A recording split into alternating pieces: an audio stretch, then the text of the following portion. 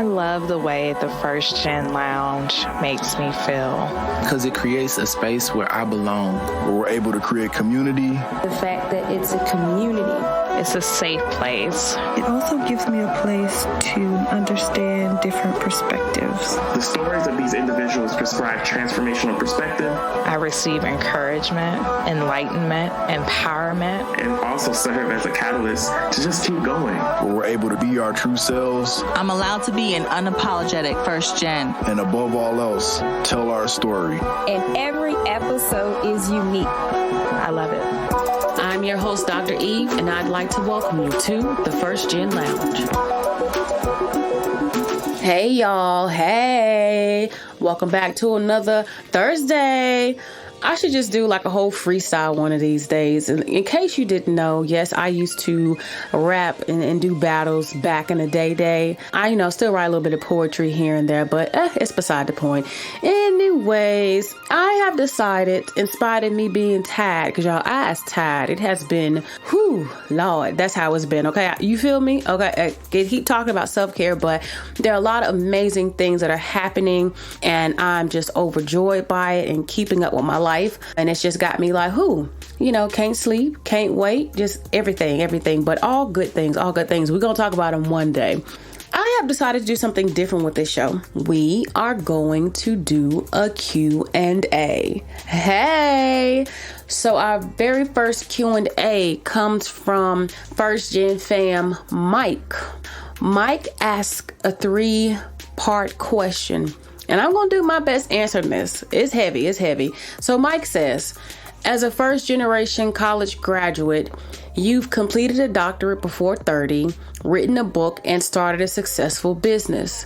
1, what gives you the confidence to undertake such potentially daunting tasks? 2, how do you motivate yourself to follow through when you run into inevitable obstacles? And 3, what advice would you give to first gens who may have big dreams but are struggling to take the first step? Mike, you had to do that to me today? Okay, we're gonna go there. Yeah, so I think that these are some pretty heavy questions, but not too difficult to answer. So when you ask what gives you the confidence to undertake such potentially daunting tasks, the thing that gives me confidence is knowing that there is a God who believes in me, who created me, and who continues to invest in me daily. It's knowing that I am here for a reason, that I have a purpose, the purpose professor, hint, hint. But no, it's really knowing that I have a purpose and that whatever that thing may be is greater than me. And if I don't pursue this purpose wholeheartedly, I am wasting my life. If I don't truly commit to going after what it is that God put me on this earth to do, then I am not taking advantage of each and every day. So my confidence comes from knowing that there is something greater, because truth is, there have been many moments where I have actually lacked confidence in some of the things that I have done. However, it's believing in the something greater, in the people that I'm meant to serve, in the legacy that I'm meant to leave, and the lives that I'm meant to change. That gives me the confidence and the courage even to go for things, even when it seems like I'm not really sure if I'm even fit or cut out for this. So having a belief, my friend, in something greater is what gives me that. And then I have really awesome friends, mentors, colleagues, a family, and a phenomenal husband that continue to pour in me. So even when I doubt myself, or I'm not really sure about my capacity to take on a task, I have people who are cheering me on, telling me that I can do it, affirming that I can do it. And sometimes it's their belief in me that keeps me going when I may otherwise not feel like I'm fit for the challenge or up for it. Your second question, how do you motivate yourself to follow through when you run into inevitable obstacles? It really ties back again to purpose. Purpose for me is everything. Purpose helps give my life meaning. So even those obstacles that I come up against, they're meant to be. What I find in the obstacles that I face on a regular is that it's meant to show me something about myself for whatever may be next, for whatever is to come. Those obstacles are things that teach me about my character. They develop my critical thinking skills. They show me things about relationships. They help me to stay motivated and knowing there has to be something on the other side of this obstacle. And unless I get through this thing now, I won't know what that other thing is. I won't know what that promise is. So by that, I continue to press forward as best as I can, because at the end of the day, if I lose my motivation or if I choose to not keep going, I'm allowing myself to be stuck. And the last thing that you want to do is be stuck, and be stuck because you are allowing yourself to be stuck because you are in your own way. I believe that there are things that happen in this life that come to try to break us, but what is meant to break you will make you. And if you just continue to realize that you are your biggest fan, your greatest motivator, you are your greatest power, knowing who you are is your greatest potential. It is you and what God gave you. Let nothing stand in the way of what you can become, what you will become. Let those obstacles not be those things that affirm that you should not be in a space greater than what you're in. Don't let yourself be fooled by the negativity or the darkness that comes into life. Let there be a time of stillness, a time that will help provide you clarity for what's next in your life, and a time that will continue to build you as a person, because they've said it, I'm sure you may have heard in church before, there is no testimony without a test. Okay, there is no testimony without a test. So let the obstacles that are inevitable, let them come, but let that also be something that continues to push you to just get through it. Because again, for me, it goes back to even when there is something that is facing me that I feel like I just can't get through, if I don't get through it, I can't get to my purpose. I can't get to my purpose work. I can't serve the people who I need to serve if I allow myself to be pushed down by what life is throwing at me. So that is what I have to say about that. I'm feeling a little bit Forrest Gumpy. And 3, what advice would you give to first gens who may have big dreams but are struggling to take that first step? Ironically, I would say take the first step. Determine what the first step is for you and take that step. You don't know what you can do, what you are capable of, what this life will bring to you unless you try, my friend. Hear me. You don't know what this life has to bring until you try. Had I not betted on myself and gone to college, had I not just tried and automatically eliminated myself because of the circumstance I come from, if I counted myself and said that I wasn't good enough to go to graduate school, I would have never gone. Had I not gone to graduate school, I wouldn't have made it to a PhD. Had I not gotten that PhD, I wouldn't have worked in higher ed. I wouldn't have met my students. I wouldn't have done so many of the things that I have ended up doing now that has allowed my life to unfold, that has allowed me to see the bigger picture, but more importantly, taking the first step in doing things and finding out that, hey, you're actually pretty damn good at this, or you're pretty awesome at that, has continued to give me confidence as well to continue to see, hey girl, you got this. Like, you really, really got this. So I say to you, take the first step. And here's the thing, the first step doesn't mean that it has to be a big step. Don't get the two confused.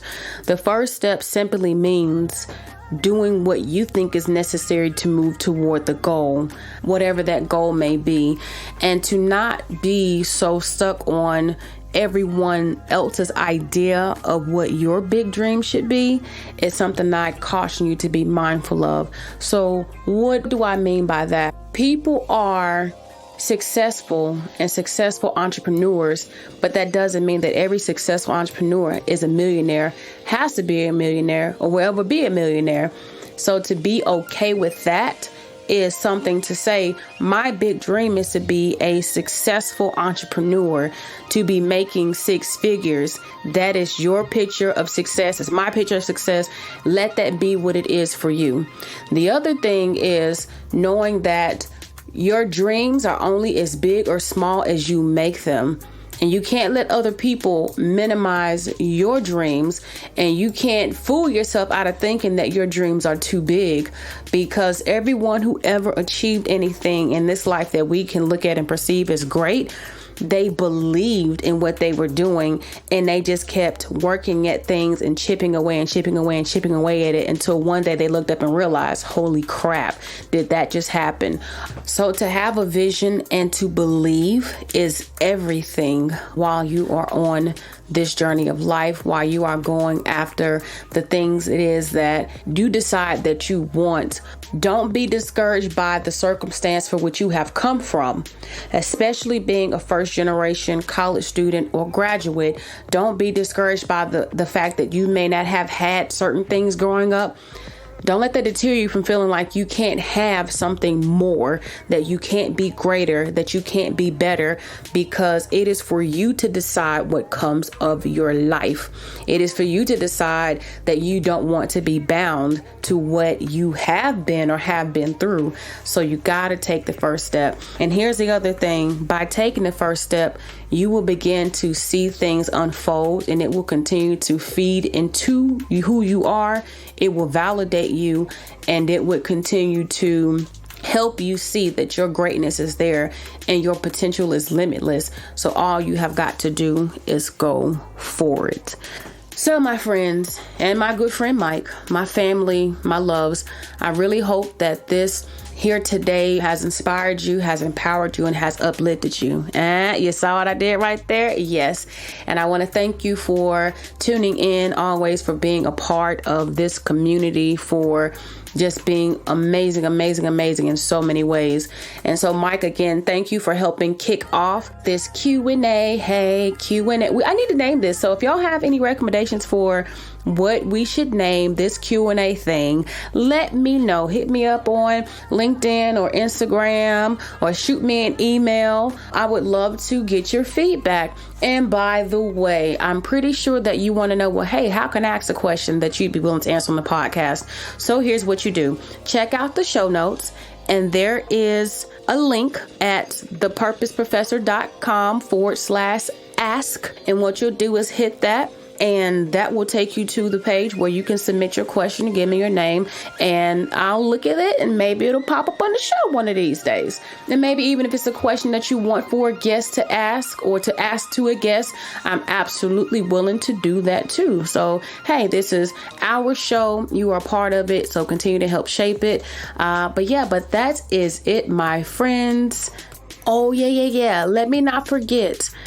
If you don't know, now you're gonna know. The First Gen Lounge is having its first event on September the 29th, 2019 in the Raleigh-Durham, North Carolina area.